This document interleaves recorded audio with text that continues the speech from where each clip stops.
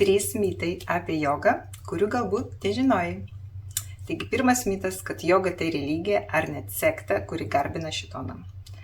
Su šiuo mitu susidūriau asmeniškai, kai pradėjau vesti jogos praktikas viename nedideliame miestelėje, kur nuomavau patalpas priešais bažnyčią.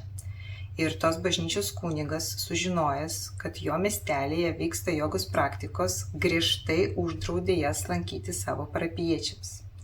Pasirodo, kad bažnyčia anksčiau drausdavo bet kokias su kūnų vystymosi susijusias praktikas – kovos menai, kaip pavyzdžiui karate, aikido ir joga.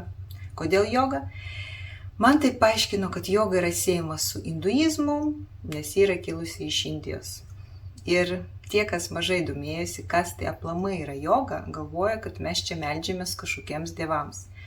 O tiesa yra tokia, kad joga nėra religija. Joga tai praktika, tai disciplina, tai būdas kurti ryšį su savimi, su savo kūnu, per kvėpavimą ir asanas. Stiprinti tiek savo fizinį kūną, tiek savo psichinę būseną. Todėl jogą gali praktikuoti bet kokią religiją išpažįstantis žmogus. Antras mitas. Reikia turėti lankstų kūną, kad galėtum praktikuoti jogą. Tikrai ne. Lankstumas nėra sąlyga, o natūralus jogos praktikos rezultatas. Joga skirta visiems, nepriklausomai nuo kūno sudėjimo ar pasiruošimo lygio. Gali pagalvoti, kam man tas lankstumas, juk aš į špagatą sėsti neplanuoju.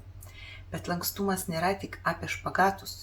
Jis padeda išlaikyti raumenis, sąnarius ir sausgyslės sveikus, nes gerina jų kraujotaką, aprūpina audinius deguonimi ir maistinėmis medžiagomis, didina jų elastingumą ir mažina traumų riziką.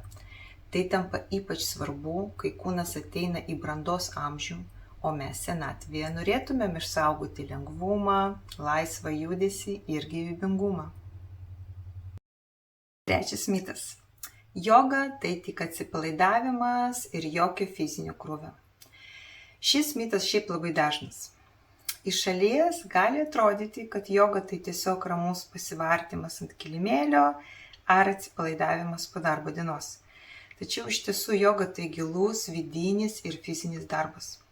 Kiekvienas judesys jogoje reikalauja dėmesio, kvėpavimo kontrolės, pusiausvyros, raumenų įsitraukimo ir sąmoningumo. Joga ne tik stiprina kūną, ji lavina ištvermę, koordinaciją ir gebėjimą būti čia ir dabar. Ir nors iš išorės jie atrodo švelni, viduje jie veikia galingai. Ramina nervų sistemą, mažina stresą, balansuoja hormonų veiklą ir atkuria energijos srautą visame kūne. Tai joga tai ne kažkoks lengvas užsiėmimas, o subtili, bet labai stipri praktika, kuri moko tave judėti su jėga, bet be įtampos.